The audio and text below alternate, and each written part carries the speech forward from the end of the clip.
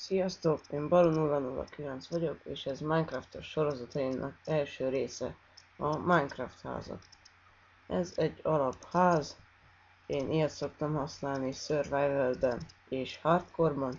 Hardcore-ban azért, mert látom a szörnyeket, Survivalben pedig akkor szoktam ilyet, hogyha szép a kilátás.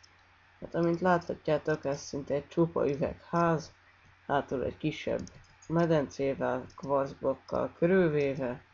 Én sövénnyel körül szoktam venni, mert jól néz ki. És hát felülre nem szoktam chesteket rakni, mert elrontja a kilátást. Inkább ide le szoktam hozni egy pincébe.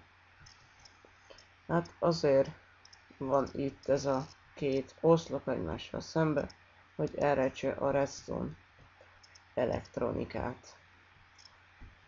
A másik ház, ami igazából nem is ház, ez csak egy ilyen kis, hát japán valami.